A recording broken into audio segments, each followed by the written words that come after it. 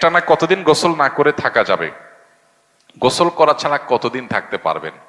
যিনি প্রশ্ন করছেন হয়তো শীতকালে গোসল করতে তার অসুবিধা হয়। আল্লাহ তাআলা এই ভাইটার কষ্ট দূর করে দেখ, আমরা তার জন্য দোয়া করি। কতদিন টানা গোসল না করে থাকা যাবে এরকম কোন বাইন্ডিংস বা এরকম কোন সময়সীমা আসলে ইসলাম দেয় নাই। কেউ যদি গোসল করা ছাড়া 15 দিন, 20 দিন, 1 মাসও থাকতে পারেন আর তার গায়ের দুর্গন্ধে আশপাশে মানুষের কষ্ট না হয়, তাহলে শরীয়ত তাকে কিচ্ছু বলে না, এটা তার ব্যাপার।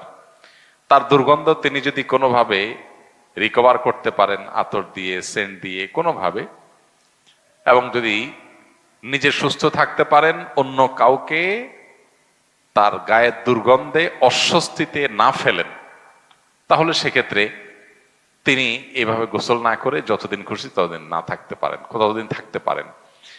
বিশেষ করে যতদিন ফরজ গোসল না হবে। ফরজ গোসল যদি হয়ে যায় তখন তো তাকে গোসল করতেই হবে। তবে এটা হলো জায়েজের কথা, যে এটা সুযোগ আছে, কিন্তু এটা মুসলমানের জন্য আল্লাহ সুবহানাহু ওয়া তাআলার পক্ষ থেকে অ্যাডভাইস করা প্রেসক্রিপশন নয়। অ্যাডভাইস করা প্রেসক্রিপশন হলো প্রতি সপ্তাহে কমপক্ষে জুমার দিনে মুসলমান গোসল করবে। নবী করিম সাল্লাল্লাহু আলাইহি ওয়াসাল্লামের সুন্নাহ শুক্রবারে সুন্দর করে, ভালোভাবে, উত্তম রূপে পরিষ্কার করে ফ্রেশ হওয়া, গোসল করা। কেন?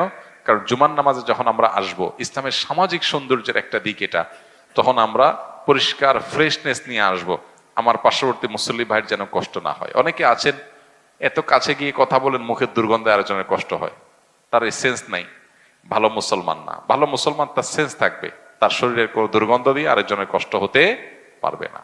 আল মুসলিমান সালিম আল মুসলিমিনা মিন লিসানি ওয়া ইয়াদি, আমাদের কোনো আচরণ দ্বারা কারো কষ্ট হতে পারবে না। তো এই জন্য সপ্তাহে একদিন জুমার দিন পর্যন্ত আপনি গোসল না করে থাকলেন, জুমার দিন গোসল করে আসলেন, তাহলে সুন্নত আদায় হয়ে যাবে। কিন্তু শর্ত হলো নিজে সুস্থ থাকতে পারবেন কিনা, আর দ্বিতীয়ত হলো অন্য কোনো কারোর কষ্টের যেন কারণ না হয়।